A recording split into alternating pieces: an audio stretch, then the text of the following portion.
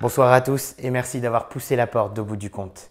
Allez-y, asseyez-vous près du feu et n'oubliez pas de garder une place pour les autres invités. Je m'en viens ce soir vous conter la légende de la petite dame de Stavoren. Pour cela, je vais me baser sur les écrits d'Alphonse Esquiros dans La Néerlande et la vie hollandaise, publiés aux éditions des Deux Mondes en 1856. Le village de Stavoren est situé dans la commune néerlandaise de Sud-Ouest-Friesland, dans la province de la Frise. Possédant aujourd'hui près de 1000 habitants, le village de Stavoren était autrefois un riche port marchand qui se mit à décliner à l'apparition d'un large banc de sable en pleine mer.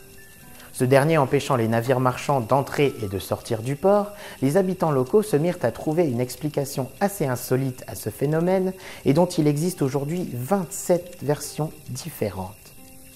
La légende raconte une telle décadence et désolation qu'elle n'est pas sans rappeler le sort de vieilles cités bibliques. Les habitants de Stavoren, se voyant plongés dans une prospérité qui augmentait de jour en jour, tombèrent dans le luxe et l'insolence.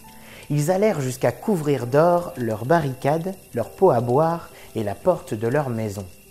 Une telle extravagance humiliait les autres villes de la Hollande, qui, pour se venger, les surnommèrent les enfants gâtés de Stavoren. La cité en était à ce degré de splendeur. Lorsque la malchance tourna sur eux comme le feuillet d'un livre au souffle du vent. Mais une petite dame, veuve de son état, riche marchande ayant affrété un bateau qu'elle avait envoyé à Dantzig dans le Vistule, avait enjoint au capitaine de lui rapporter de riches marchandises. Le capitaine, arrivé à Dantzig, ne put se procurer que du froment. Denrée importante, à défaut d'être précieuse, il en chargea tout son navire et s'en retourna. Lorsque la marchande de Stavoren demanda au capitaine ce qu'il avait rapporté de Dantzig, celui-ci lui répondit « du froment ». L'orgueilleuse veuve, courroucée d'une telle réponse, lui ordonna de jeter par tribord ce qu'il avait chargé par bâbord.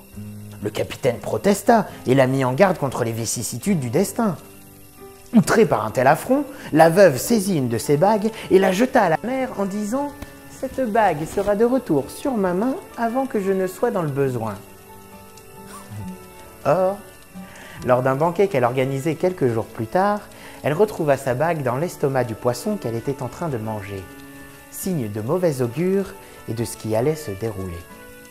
Car aussitôt le froment déversé dans la mer, il s'éleva à cet endroit-là un immense banc de sable, encore visible aujourd'hui et qui fit sombrer des navires.